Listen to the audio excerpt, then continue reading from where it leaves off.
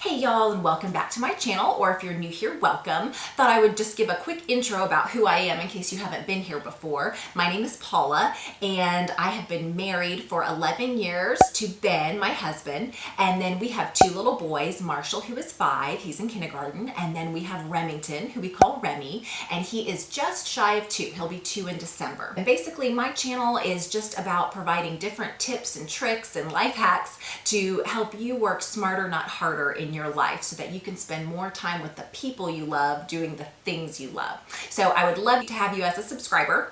And so today what I'm going to be talking about is 10 different areas that you are probably forgetting to clean. I know I was. After going and making this video, it has been very eye-opening about the places I need to be more regular about cleaning. So with that being said, come join me and let's get into the cleaning together.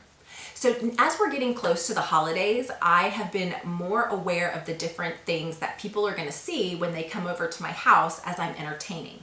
One of those things that I thought about was my bakeware. And I noticed that on some of my Pyrex dishes, especially because they're clear, it's like they let out all the dirty secrets. And so I was noticing that there was this kind of brownish yellow gunk line on the handles and especially around the edges and in the corners of those different pans.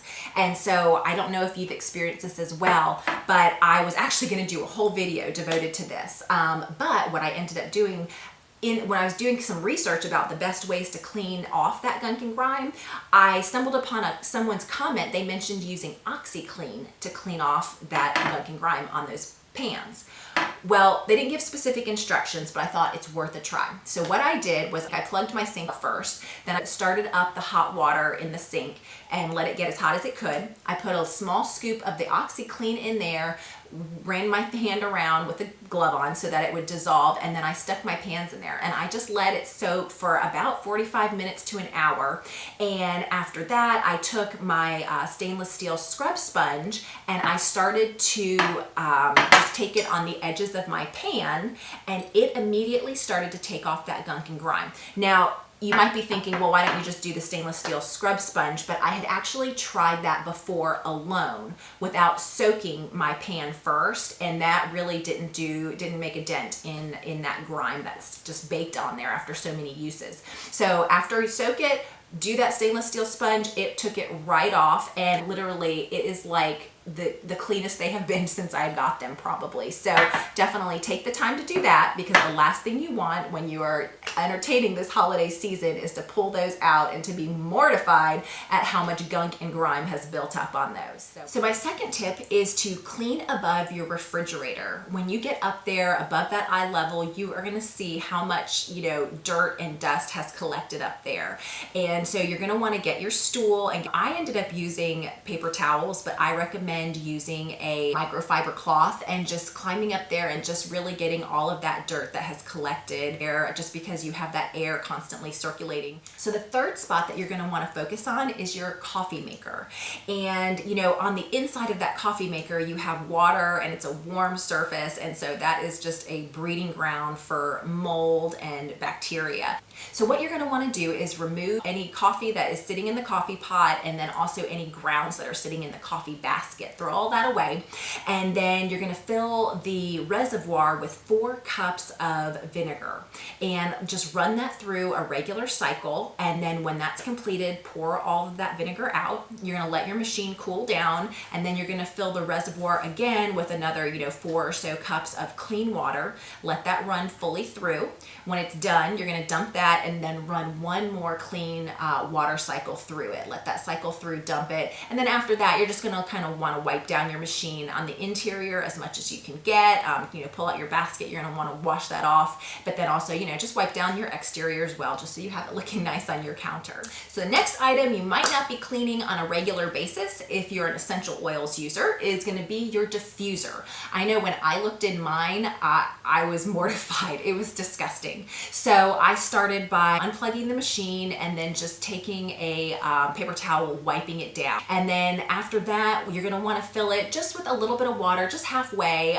It doesn't have to be a ton. And then maybe I did about a half a teaspoon of white distilled vinegar in there, and then I just let it run for 3 to 5 minutes, not real long, and then dumped the water out of the diffuser. And then I went ahead and I wiped it out again with a paper towel, just because there was that much junk in there. And then I took a Q-tip and I really went down to the bottom where that sensor is and just kind of wiped it down as well, so in case there's any loose debris that's built up down there or a film or anything, that way the water and the essential oils, when I do use it, are going to cycle through nice and easily. And then other than that, I just put the lid on and wipe off the top as well, and that way it's looking sparkly clean and it's ready for my next use. So the next thing that you're going to want to clean is your lint tray in your dryer, and not just the actual tray itself, the wiry mesh. You are going to want to clean that out, but then make sure if your vacuum has like a crevice tool or whatever the most narrow tool is, you're going to want to try to stick that down into where all of that lint gets sucked down to try to get as much of that out as possible. That creates it makes your machine work harder. It's also a potential fire hazard. So really get in there with your crevice tool, try to get as much out on there, and then also just there's going to be a lot of debris that ends up falling afterwards. So it's going to be a little bit of a job, but it is totally worth it, and it's going to help your machine run safely and much more efficiently. And then once you're done cleaning out that lint tray, you're going to want to move on to washing the actual barrel of your washing machine. And so the way that you do that is, make sure all the clothes are out of there, and then you're going to want to fill it up. You're going to set it to the hottest cycle and the largest load, and just let that water fill. While it's filling, you're going to add about 3 or 4 cups of, again, that white vinegar, and that's going to be good and abrasive to help break up any gunk and grime in there. And then after that's had some time to mix, add in about half a cup of baking soda, and then let that do its magic and just continue to let that full cycle run. And then once the cycle's done and your machine is empty, you're going to want to take a microfiber cloth and just wipe out the inside, especially focusing on the dispensers where your fabric softener goes and your bleach and all of that. Try to get any residue that's in there, and then also just the whole inside of the machine, especially if you have an agitator. You're going to want to get that really well, because that's where some of that soap scum kind of starts to build up. So wipe that all down, and then once you're done with that, you're just going to run one more cycle. You can even do just a short, kind of like a pre-soak cycle with fresh water, no vinegar or baking soda in it, but just to kind of thoroughly rinse it out again.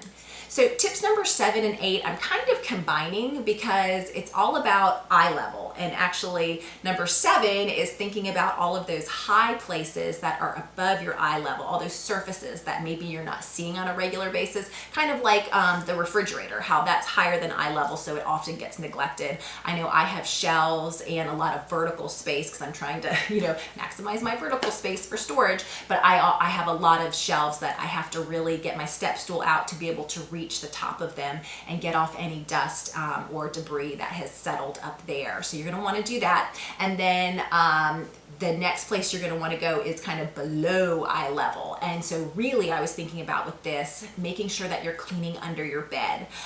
Recently we just got new mattresses, and so right now I didn't get any footage of this because we actually don't have a lot of dust and debris under there, but before we got those mattresses, when I pulled up our old one, we had tons of dust under there, and then our baseboards had dust on them. So really try to get under there and just wipe everything down, vacuum all that dust up, so that way it's going to help kind of reduce those allergens and just, be nice and clean for you. So it's going to be worth the time that it takes.